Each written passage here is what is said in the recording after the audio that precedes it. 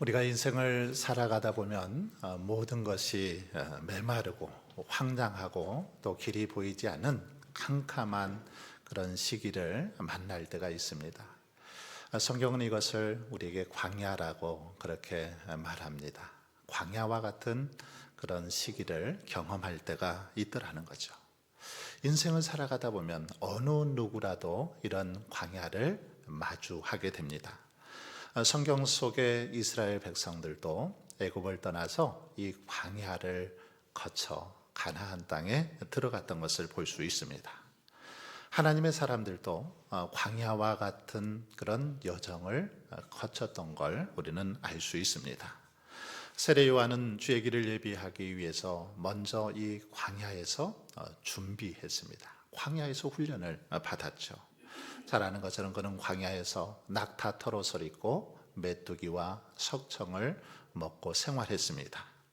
아무도 살지 않고 살 수도 없는 곳, 바위돌만이 어쩌면 덩그러니 널브러져 있고 야생 뱀이 기어다니고 밤에는 여우와 늑대들이 울부짖는 황량한 그런 광야에서 세례 요한은 하나님과 깊이 교제하며 그렇게 하나님의 사람으로 주님의 길을 예비하는 자로 준비되었던 것을 볼 수 있습니다. 여러분, 사람들은 그런데 이런 광야를 흔히 우리 인생 가운데 불필요한 것으로 그렇게 생각합니다. 광야 하면 정말 우리에게 고난으로만 생각하지 전혀 유익으로 생각하지 않습니다. 불필요한 경험이나 고통스러운 순간으로 이해하지요. 사람이 도저히 살 수 없는 척박한 땅, 아무런 소망도 희망도 없는 곳 광야라고 그렇게 생각합니다. 하지만 성경은 우리에게 그렇지 않다라는 사실을 분명하게 보여주고 있습니다. 성경은 이 광야는 우리에게 많은 어떤 영적 의미가 있는 곳임을 말씀해 주고 있습니다. 그러면 여러분, 광야, 이곳은 어떤 곳일까요? 오늘 우리 성도들에게 어떤 영적인 의미가 있는 곳이 이 광야일까요? 사순절 첫째 주일을 맞이하면서 이 광야의 은혜라는 제목으로 말씀을 살펴보면서 은혜를 나누고자 합니다. 우리 성도들에게 있어서 이 광야 어떤 곳입니까? 첫 번째는 이 광야는 하나님의 훈련 장소입니다. 하나님의 훈련소, 바로 광야입니다. 조금만 가면 논산 훈련소가 있죠. 논산 훈련소에서 저도 훈련을 받았는데, 이 논산 훈련소는 군인들이 이렇게 아주 훌륭한 군인으로서 잘 교육받는 장소가 바로 논산 훈련소죠. 군인들의 훈련 장소, 논산 훈련소입니다. 마찬가지로 하나님의 사람들, 하나님의 백성들 훈련받는 장소, 바로 광야입니다. 모세는 애굽의 궁중에서 화려한 삶을 살죠. 그러다가 이 40세에 미디안 광야로 도피하게 됩니다. 그리고 그곳에서 이제 40년 동안 훈련을 받게 되죠. 양떼를 치면서 지극히 평범한 삶을 살아갑니다. 모세에게 있어서 이 광야는 화려한 육신의 모든 삶을 다 내려놓는 그런 장소였습니다. 바람과 햇살을 벗삼고 양떼들의 울음소리를 들으면서 자기 자신을 내려놓고 하나님 앞에서 철저히 그렇게 자신을 죽이는 훈련 장소 광야였습니다.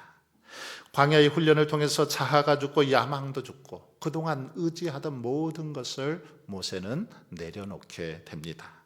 그럴 때 하나님께서는 시내산의 한 떨기나무 불꽃 가운데서 이제 모세를 만나 주시죠. 그리고 모세에게 명령을 하십니다. 사명을 주시죠. 어떤 사명입니까? 이스라엘 백성들을 압제받는 애굽에서 구출해내라는 그런 사명을 주십니다. 여러분, 만약에 모세가 광야에서 이 자기 부정의 그 삶을 살지 않았다면, 자기 부정의 훈련을 받지 않았다면 이런 사명을 감당할 수 있었을까요? 이런 훈련의 과정이 있었기 때문에 하나님께 모세는 귀하게 쓰임 받았던 것을 볼 수 있습니다. 광야의 훈련을 통해서 그의 인격과 신앙의 그릇을 하나님 앞에서 이렇게 차근차근 빚어가심으로써 때가 참에 하나님께서 모세를 통해서 놀라운 그런 역사를 행하게 하셨다라는 것이죠. 그러기에 광야는 하나님의 훈련소입니다. 하나님의 그 훈련을 잘 광야에서 모세가 받았기에 정말 그가 하나님 앞에 귀하게 쓰임 받았던 것이죠. 여러분, 독수리는 이렇게 새끼가 어느 정도 좀 이렇게 성장을 하게 되면 날개가 돋고 어느 정도 시간이 지나면 이 높은 둥지에서 일부러 새끼를 밀어서 떨어뜨립니다. 떨어뜨리죠. 떨어지면 어떻게 될까요? 당황한 이 새끼가 막 파닥파닥 하면서 어떻게든지 날아보려고 합니다. 그러다가 땅에 부딪히려는 그 순간에 어미 이 독수리가 재빨리 낚아채죠. 아니면 날개로 그를 새끼를 받쳐줍니다. 이런 계속적인 반복을 통해서 이 새끼 독수리는 스스로 나는 법을 배우게 됩니다. 두려움을 극복하고 나는 법을 배우게 되더라는 것입니다. 그렇습니다. 어쩌면 비록 이 광야의 시간은 우리에게 힘들고 어려운 시간입니다. 고통스러운 시간이죠. 하지만 하나님께서는 이 시간을 통해서 우리 성도들이 더욱 강하고 담대하게 되어지기를 훈련하더라는 것입니다. 이 시간을 통해서 강한 믿음의 소유자들로 그렇게 만들어 주시더라는 것입니다. 믿음의 날개를 활짝 펴서 힘차게 날아오르도록 하시는 그곳 바로 광야라는 것입니다. 이처럼 하나님께서도 하나님의 자녀들을 사용하실 때 먼저 광야로 이렇게 부르셔서 훈련하십니다. 어미 독수리가 새끼 독수리를 훈련하듯이 하나님께서는 성도들이 이 땅에서 더욱 담대하고 강하게 살기를 바라면서 광야로 부르셔서 훈련하시더라는 거죠.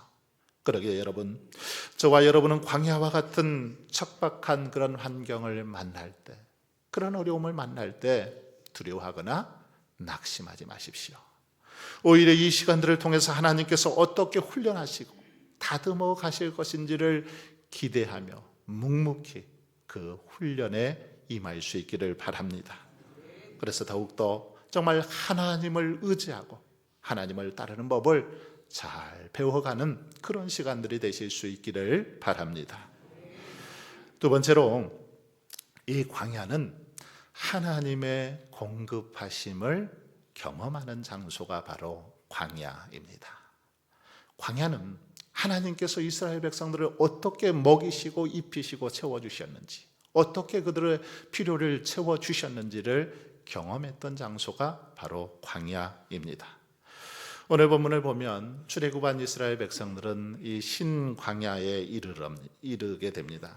그런데 이곳에서 모세와 아론을 향해서 원망을 하죠.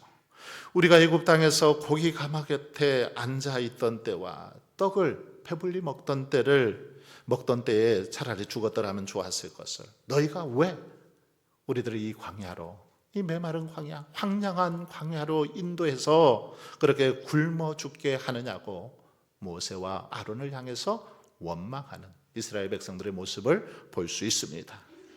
이때 하나님께서 이제 그들을 향해서 말씀하시죠. 뭐라고 말씀하십니까? 4절에 보시면 하나님은 모세에게 이렇게 말씀하십니다. 보라, 내가 너희를 위하여 하늘에서 양식을 비같이 내리리니 백성이 나가서 일용할 것을 날마다 거둘 것이라. 이런 말씀을 하시죠. 정말 이 약속대로 실제로 하나님께서는 이스라엘 백성들에게 하늘에서 만나와 메추라기를 내려주셨던 것을 볼 수 있습니다. 도저히 음식이라고는 찾아볼 수 없는 그곳에서 이제 하늘로부터 그 만나를 내려주시죠. 그리고 메추라기를 보내주셔서 질리도록 그렇게 먹게 해주셨습니다. 광야 40년 동안 하늘에서 내려주신 만나를 먹으면서 이스라엘 백성들은 하루하루 살아갈 수 있었던 것을 볼 수 있습니다.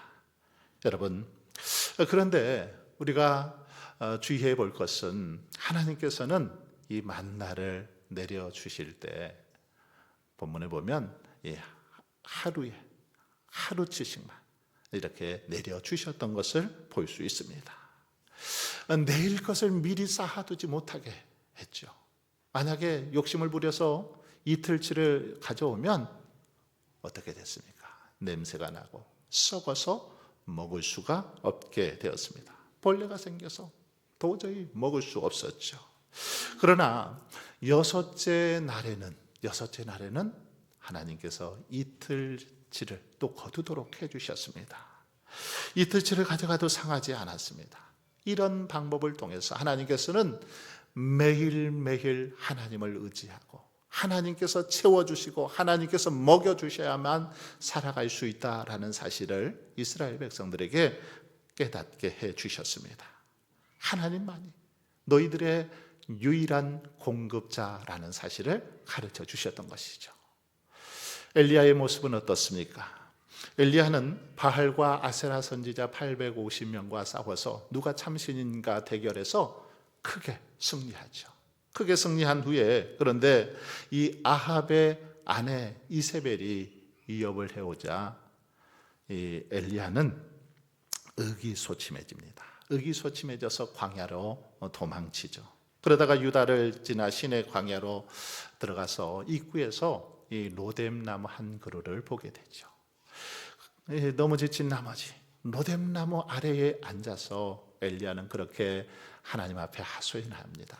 하나님, 넉넉하오니 지금 내 생명을 거두시옵소서. 나는 내 조상들보다 낫지 못하나이다 하면서 자신의 생명을 거두어 달라고 하소연합니다. 이때에 하나님께서 엘리야를 불쌍히 여기시고 이제 천사를 보내주십니다. 그래서 구운 떡과 물을 주죠. 지친 엘리야에게 떡을 주고 물을 먹여줍니다. 그렇게 해서 엘리야를 어루만져 주시고 회복시켜 주시죠. 회복시켜 주신 다음에 40주 40야를 걸어서 이제 하나님의 산 호렙에 이르는 걸 볼 수 있습니다. 그리고 그 호렙산에서 이제 엘리야는 하나님을 만나고 세미한 음성으로 하나님께서 엘리야에게 말씀해 주시는 것을 볼 수 있습니다. 이렇게 여러분, 하나님께서는 엘리야가 지쳐 쓰러져 있을 때 그때에 친히 그에게 먹을 것을 주시는 분이었다라는 것입니다. 구운 떡을 주시고 물을 주셔서 그를 회복시켜 주셨습니다. 그리고 우리가 잘 아는 것처럼 이전에도 하나님께서는 까마귀를 통해서 아침과 저녁으로 고기와 떡을 엘리야에게 그렇게 그리 시내가에서 먹여 주셨던 것을 알 수 있습니다. 사르밧 과부를 통해서도 먹을 것을 그에게 제공해 주셨던 것을 우리는 잘 알 수 있습니다. 그래서 엘리야는 하나님께서 공급해 주시는 이 음식으로 힘을 얻고 주신 사명을 잘 감당하다가 이제 불말과 불병거를 타고 하늘로 승천하는 축복을 누렸던 것을 볼 수 있습니다. 여러분, 이와 같이 우리 하나님은 당신의 백성들을 절대로 굶주리지 않도록 그렇게 입히시고 먹이시고 채워주시는 분임을 볼 수 있습니다. 백성들의 필요를 아시고 채워주시는 분, 바로 우리 하나님이십니다. 이렇게 광야는 모든 것이 부족하지만 하나님께서 친히 공급해 주시는 은혜의 장소, 바로 광야입니다.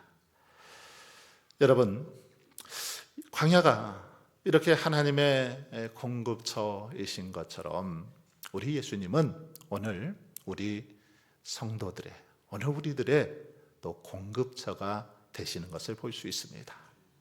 그래서 예수님께서는 자신을 가리켜서 그렇게 말씀하시죠. 요한복음 6장 35절에서 나는 생명의 떡이니 내게 오는 자는 결코 줄이지 아니할 터이요 나를 믿는 자는 영원히 목마르지 아니하리라, 이렇게 말씀하셨습니다. 그렇습니다. 예수님은 생명의 떡입니다. 그래서 떡이 우리의 육신을 살리듯 예수님은 우리의 영혼을 살리시는 분이십니다. 우리의 영혼을 새롭게 하시고 살찌우시는 분, 우리 예수님이라는 거죠. 세상의 떡은 일시적이죠. 하지만 예수님의 떡은 영원합니다. 구약의 만나는 이 하루가 지나면 먹을 수 없게 되었습니다. 하지만 예수님께서 주신 생명의 떡은 영원토록 상하지 않았습니다. 여러분, 이 땅에서 우리가 욕심부리는 돈이나 명예, 권세, 이것은 잠깐 우리에게 어떤 만족을 줄지는 모르지만 결코 영원하지 못합니다. 시간이 지나면 이것들은 허전해질 수밖에 없습니다. 시간이 지나면 다시 이렇게 허기지게 돼 있더라는 거죠. 마치 음식을 먹어도 시간이 지나면 또 배가 고픈 것처럼 이런 것들은 먹어도 우리의 영혼을 만족을 채울 수 없습니다. 그러나 누구든지 예수님을 구주로 믿고 예수 그리스도께 나아가는 자는 결코 줄이지도 않고 영원히 목마르지도 않는 줄 믿습니다. 그러므로 우리는 생명의 떡이신 예수님을 더욱 굳게 믿고 온전히 의지하며 살아갈 수 있기를 바랍니다. 여러분, 떡은 그림의 떡이 되어서는 안 되죠. 그림의 떡, 이건 아무 필요 없습니다. 떡은 직접 먹을 수 있어야죠. 바라보기만 해서는 안 됩니다. 직접 먹어야 되죠. 마찬가지로 생명의 떡이신 예수님을 우리는 직접 믿고 또 직접 영접해야 된다는 것입니다. 예수님을 내 삶에 온전히 믿고 따를 때, 그럴 때 우리는 생명의 떡을 먹고 마시게 되고 주님께서 주시는 풍성한 은혜를 누리게 되는 줄 믿습니다. 끝으로 이 광야는 하나님과 더 가까워지는 장소입니다. 하나님과 더 친밀해지는 장소, 광야이죠. 광야는 특별히 목적지가 아니라 통과하는 과정임을 우리는 알 수 있습니다. 광야가 목적지라면 우리의 인생이 얼마나 고달플까요? 아무 소망도 없을 것 같습니다. 하지만 이 광야는 목적지가 아닙니다. 통과하는 과정입니다. 약속의 땅으로 가는 과정이지 결코 끝이 아니라는 거죠. 그러므로 우리는 광야라는 환경과 시간을 지나면서 하나님을 바라보고 하나님을 찾으면서 하나님과 더 가까워지게 되는 것입니다. 이처럼 광야는 하나님과 더욱 친밀해지는 자리요, 세상의 유혹을 버리고 하나님께 집중하는 자리가 바로 광야입니다. 그래서 자연스럽게 정말 이 광야를 통과하면서 하나님과 더 깊이 교제하게 되고 더 가까워지게 되더라는 거죠. 여러분, 그런데 우리 사람들은 이상하게도 평안하면 어떻습니까? 평안하고 이렇게 일이 잘 풀리면 하나님을 찾지 않습니다. 하나님을 의지하지 않습니다. 광야와 같이 어려움을 만나고 위기에 직면해야만 하나님을 찾는 걸 볼 수 있습니다. 다윗을 보십시오. 그는 사울 왕을 피해서 도망 다니는 그 광야 생활을 하게 되죠. 무려 10여 년 동안 도피 생활을 했습니다. 그런데 이 기간은 다윗에게 있어서 오히려 더 하나님을 의지하고 하나님을 더 바라보고 찾는 그런 시간이었습니다. 도피 생활, 광야에서의 도피 생활이 있었기 때문에 다윗이 더 성숙한 모습으로 하나님 앞에 나아갈 수 있었다라는 것입니다. 다윗은 물이 없는 황폐한 땅에서 하나님을 갈망하면서 그분이야말로 자신의 삶을 채워주고 도와주고 인도해 주실 유일한 분임을 그렇게 고백했던 것입니다. 그러므로 다윗에게 광야는 비록 힘들고 어렵고 고통스러운 곳이었지만 외로움의 공간이었지만 동시에 하나님을 더 가까이 하고 하나님과 친밀해지는 그런 장소가 되었던 것입니다. 더 하나님을 깊이 체험하고 만날 수 있는 장소가 되었다라는 것입니다. 여러분, 우리가 인생을 살아가다 보면 때로 예상치 않은 큰 질병에 이렇게 걸릴 때가 있습니다. 때로는 큰 인생의 실패를 만나서 일상의 모든 삶의 이 기조가 다 이렇게 흔들릴 때가 있죠. 사랑하는 사람이 곁을 떠나고 절친인 또 친구가 배신을 하는 경우들도 있습니다. 마치 이 무인도라는 섬에 혼자 떨어져 고립되어 있는 것처럼 그런 어떤 상황에 직면할 때가 있더라는 것입니다. 그러나 여러분, 이런 것이 절망과 낙심의 자리가 되어서는 안 됩니다. 이런 상황에 놓일 때 절망하고 낙심해서는 안 된다는 거죠. 오히려 모세와 다윗과 엘리야와 세례 요한처럼 하나님께서 우리를 만나주시고 말씀해 주시며 우리를 살리고 새롭게 하시는 그런 장소로 만들어 가야 된다는 것입니다. 오히려 이 시간들을 하나님께서 우리를 새롭게 빚어주시는 그런 시간임을 기억하면서 더 하나님께 나아가는 그런 기회가 되어야 된다는 것입니다. 여러분, 모세와 다윗과 엘리야와 이 세례 요한처럼 오히려 이곳에서 하나님을 더 찾고 부르짖는 그런 시간이 되어야 됩니다. 그러므로 저와 여러분은 광야와 같은 환경을 만날 때 기꺼이 하나님을 만나고 찾기 위해서 광야로 나아가야 합니다. 세상의 소란스러운 곳으로 들어가지 말고 사람들과의 어떤 공허한 이야기로 그렇게 더 어떤 마음을 힘들게 하지 말고 오직 주님과만 대면할 수 있는, 주님만을 바라보고 집중할 수 있는 광야로 나아가야 합니다.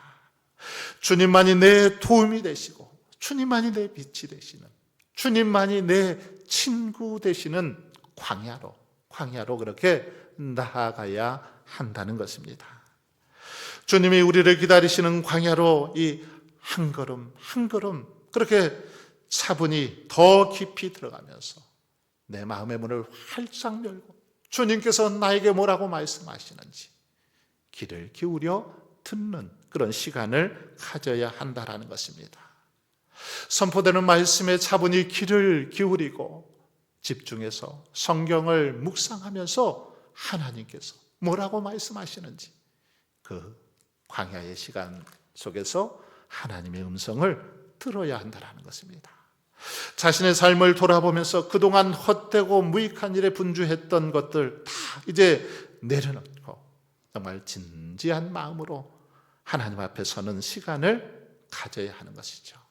그럴 때 우리는 세미한 음성을 들을 수 있습니다. 엘리야에게 말씀하셨던 하나님의 음성을 우리도 듣게 될 줄 믿습니다. 여러분, 성경에 나오는 믿음의 사람들을 살펴보면 공통적으로 다 이 광야와 같은 그런 시간들을 인생 가운데서 경험했던 것을 볼 수 있습니다. 광야에서 이들은 영적 훈련을 받고 이 과정을 잘 이겨내므로 하나님 앞에 귀하게 쓰임받았습니다. 앞에서 살펴본 것처럼 모세도 다윗도 세례 요한도 엘리야도 그리고 심지어는 우리 주님까지도 이 광야의 시간을 그렇게 거쳤던 것을 볼 수 있습니다. 우리 주님께서도 이 광야에서 영적 훈련을 통해서 하나님께 집중하고 하나님의 말씀으로 충만해지는 그런 내적 충전의 시간들을 가졌습니다.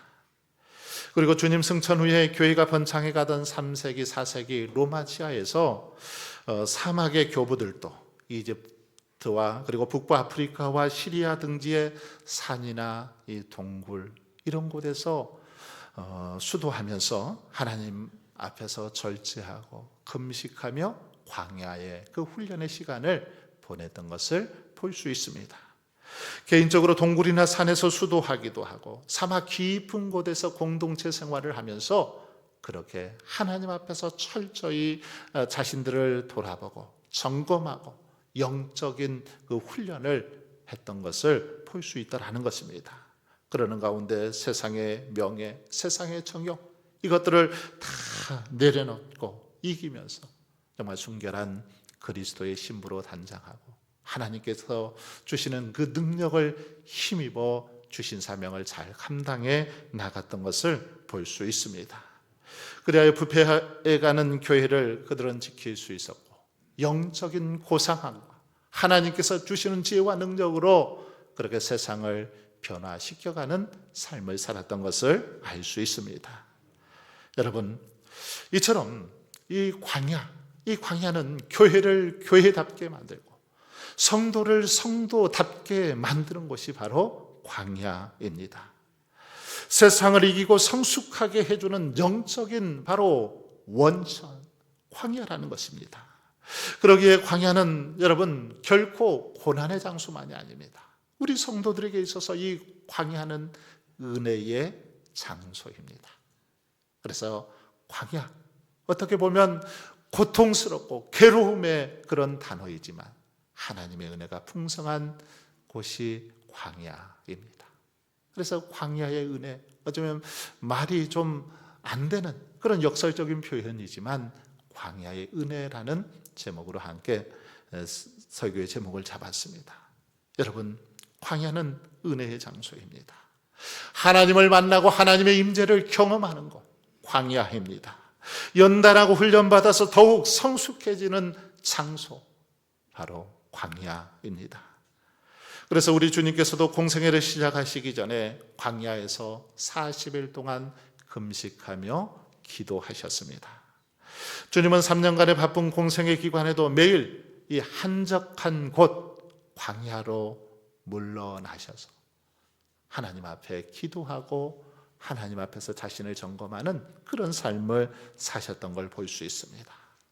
사람들이 예수님의 소문을 듣고 많은 사람들이 몰려오면 몰려올수록 예수님은 오히려 더욱 광야로 물러가셔서 그렇게 하나님과 깊은 교제의 시간을 가졌습니다.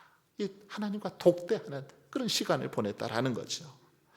여러분, 그러므로 우리들도 이 세상을 살아가면서 광야로 나아가는 거룩한 영적 습관을 가질 수 있기를 바랍니다. 이것이 우리를 살리는 길이요, 내적 힘을 얻는 그런 방법이기 때문입니다. 또한 하나님의 놀라운 손길이 우리를 붙들고 우리 가운데 있는 모든 얽힌 문제들을 해결하는 방법이 바로 이 광야로 나아가는 길이기 때문입니다. 여러분, 그렇다면 오늘 우리 삶의 광야, 이 광야는 어디일까요? 여러분의 광야는 어디입니까? 입산 금지된 아주 깊은 산속입니까? 조용한 기도원입니까? 이런 곳이 아니어도 됩니다. 우리의 이 삶의 일상에서 한 걸음 물러나서 고개를 돌려서 조용히 하나님과 교제할 수 있는, 조용히 하나님을 만나고 하나님과의 그런 깊은 관계를 맺어갈 수 있는 장소이면 그곳이 광야입니다. 묵묵히 하나님을 바라볼 수 있는 시간, 그곳이 광야라는 것이죠. 집의 조용한 골방이 광야가 될 수 있고 교회의 새벽 예배 시간이 광야가 될 수 있습니다. 하나님만 바라보며 깊이 교제할 수 있는 그곳이 광야인 곳이죠. 그 광야에서 우리의 영혼이 깨어나고 생명의 맥박이 다시 뛰고 회복되는 역사가 일어날 것입니다. 사랑하는 성도 여러분, 그러므로 이제 사순절을 시작하면서 우리 모두 광야의 시간을 보낼 수 있길 바랍니다. 너무 분주함에 빠져 그렇게 살아가는 것이 아니라 조용히 하나님 앞에 나아가는 그런 시간을 가져볼 수 있길 바랍니다. 엘리야가 40주 40야를 걸어 호렙산 광야 깊은 동굴까지 들어갔을 때 영광의 주님을 만나고 직접 하나님의 이 세미한 음성을 들었던 것처럼 우리들도 광야의 한복판으로 그렇게 들어갈 수 있기를 바랍니다. 그래서 엘리야처럼 믿음의 사람들처럼 더 하나님만을 바라보고 의지하는 깊은 광야의 시간을 보낼 수 있기를 바랍니다. 그래야 하나님의 풍성한 은혜를 경험하고 더 강해지고 더 성숙해지는 은혜를 누릴 수 있기를 바랍니다. 오늘도 저와 여러분의 삶 속에 이런 광야의 은혜가 풍성할 수 있기를 주님의 이름으로 축원합니다.